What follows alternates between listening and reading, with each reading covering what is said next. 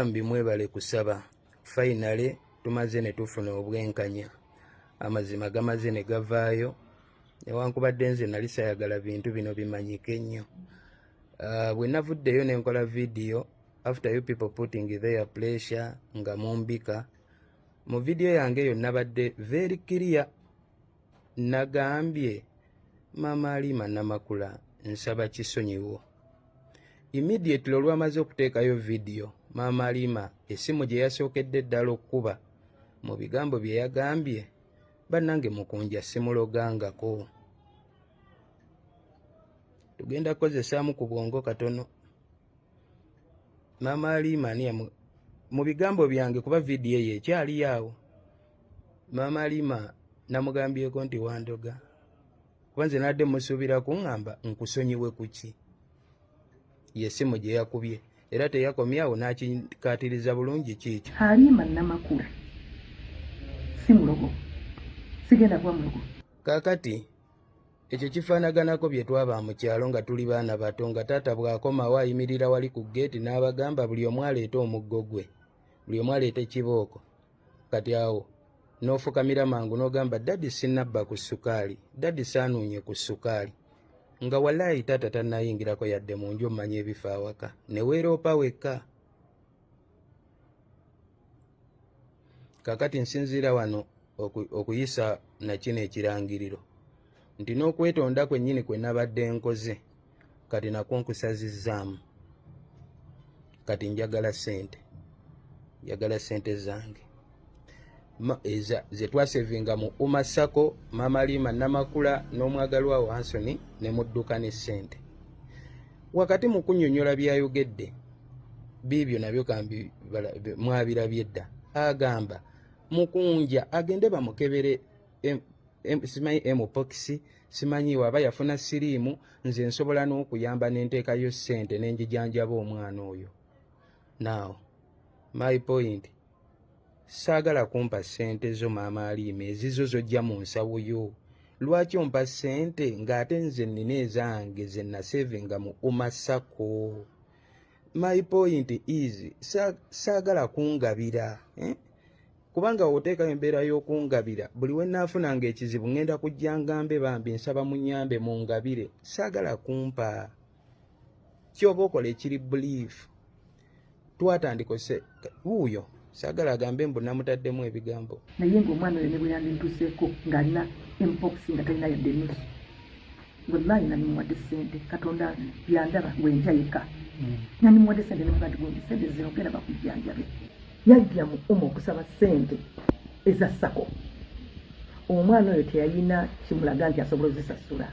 Kati omulalu ng'oyo nagamba buga nti omanyi wallahi billahi tallahi nali ndowooza nti omwana bamubba ssente. Okay, ku ssente zange kati otuuse ne ku leva empita omulalu naye nga mu kuzireeta saali mulalu. Kakati abadde babuuza Mama Halima Namakula ebibuuzo bambi temumubuuza bingi akaddi ate mba saagala mumukunamye nnyo kuba kunkomerera ate mujja vayo mugambe mukunja yakunamya omukyalo omukadde. Kyova olaba nali nasalawo nsirike. Mama Halima tumubuuza ebibuuzo bibiri byokka. Bwe tuba twasevinga ssente okutandika mu mwaka gwa 2022 era Mama Halima Namakula n'otugamba buli luvannyuma lwa mwaka tugenda kugabana. Tuli mu 2025. Lwaki tetugabananga ssente? Wali emabega wasooka n'ogamba mukunja mufere ssente zaalinayo mu kibiina teziwera miliyoni 4.6 zayogera. Ze nninayo z'omanyi obwo bwe wagamba mbu busente butono tubugabana ddi? By that time Cindy omuyimbi Cindy Sindalera Sanyu was the president. Fina Mugerwa ye yali general secretary. Era Mama Halima agezaako nnyo gamba lwaki soogera kubali, lwaki sigira. Nze manyi kuba atuuka ne kuleva engamba ngende ndoope Kenzo. Nze saagala kutomera muntu gw'essaawa ssente. Ate era Madamu Cindy osobola ovaayo totya.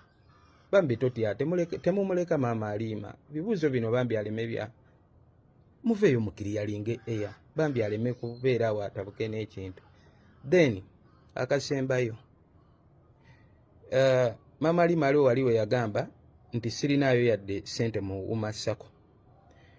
Ono ayogera essaawa eno ye Hanson Baliruno ye yali treasurer, ye gwe yateekawo kyovulaba akyejjako mbunze noonye Hanson Baliruno.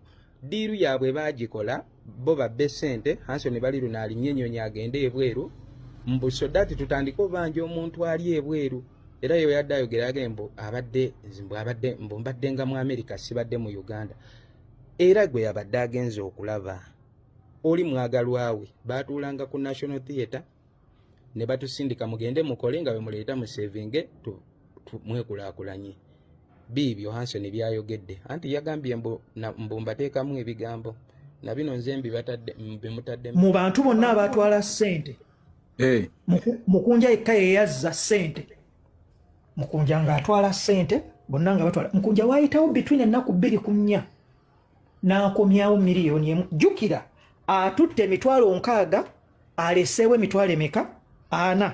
Kati nze nga treasurer bwe mpandiika mu bitabo ebitabo biba biŋŋamba nti Mukunja akomezzaawo ssente zonna, however ayinayo emigabo gye egy'emitwalo 4 gali togeerabira ogajjukira. Kati Desh kankubulira ekigenda okusuulawo ekigwo mu bantu bonna abatwala ssente. Mukunja yekka ye yazza ssente. Ndowooza buli kimu mukiwulidde. So nga mmaliriza saayagadde kwennyonnyolako y'ensonga lwaki olyo n'ebbanga nali nasirika mmwe muli okuleeta bino ebintu byonna. Maama Alima Namakula ayagala vuga kintu kino akisse ku kino. Mukunja genda weekebere siriimu, genda weekebere simanyi mpox, so that muva ku nsonga enkulu buli omu abeere ku kyabulwadde. Mukunja simanyi yaloga, yagambye embugundi yamuloga. Sirina muntu gwe naagambyeko nti yandoga. Neetonze bwetonzi. We neetonze nensaba ekisonyiwo akagatto gwe kaatuuse n'akeeyingizaamu fiiti n'atuula bulungi mu kagatto ako. So kati ye ayagala buli omu asitiikinge ku bulwadde. Mukunja yeebaka simanyi ebyo byempulira byemwogera mbu yali omulalu yeebaka ku King Shiba mu kifo ky'ogenda okwekebeza siriimu oba simanyi mpox ali kwesiba ku mukazi wattu atalina musango. My question, kale bwe mba nalwala siriimu akwataganira wa ne ssente ze nasevinga mu ssako since 2022. Kyemugamba abalwadde ba siriimu ababa mu zissako tebabawa ssente zaabwe. Ebya social media ebyali byaŋŋaana okuvaayo nti abantu baleka main issue ne baleetayo akasonga akatono ne bakakulembeza ne babuildinga ako ensonga entuufu neefa. I don't want to explaining myself all the time, but kyemuvuga nkiraba. Bye wagambye nti tugenda kusisinkana even before nga tetunasinkana kwatagana ne wumayo oyo gwali obagamba oyo Hanson Baliruno mwagalwawe totale bali mu laavu yaabwe. Biibyo saayagadde byogera okategedde mwe mugende maaso ne laavu yammwe mujje ssente zaffe mu laavu yammwe ezange muzimbi. Abaana ababbi bw'obukosi bayitirivu nnyo naye saagala boogerera kuba bo batya okweyogerera batya okufa. Nze njogeredde ka ssente kange mu kampe. Mami Cindy okusirika tekuyinza obutatuyamba nnyo. Mami Fina Mugerwa, Mami Sophie Gombia, abakyala abo abasatu nga bwe bagamba abambi tebalina, they don't have any problem. Obuzibu nze manye abalya ssente abo ne batuddukako ne bagenda ewa Eddie Kenzo bye baamala okutufera eno mu Umasako. Era bwe bagenda ne mu federation eyo besaagala kuboogerera koza ya not there talker. Era bye bimu bagamba abayimbi kyovula beno kozi muganda wange ne wobeereyo n'owagira ekikyamu gwe kimanye ne woba gwe toli muyimbi olinayo brother oba sister wo oba omwana oba kyaliwo nga yali agudde mu katego kano ng'erawula ne ku federation era baagitwalayo mbu muleeteyo emitwalo 10 simuleete bwezi tikuba muwuma bagambanga buli muyimbi leeta 15 oli gye sitalinge tukuwole. Abaana ne bava ejjinja ne bava Masaka Mbalala Ludda wakuba eggwanga lirimu abaana bangi bannabitone abaana nga bawaayo 15 abaana bangi basukkwa ne mu 10 n'ebikumi abaleeta ssente awo ku Uma. Buli yawaayo 15 teri gwe baawa ssente gwe bala emitwalo 15 ng'ogisolozezza mu baana abo ng'ate Umasako Microfinance Center yali emaze n'ogiteekamu miliyoni 10. Nze zitankwatako kati ezo newe muzirya nze njagala zange ze nakola.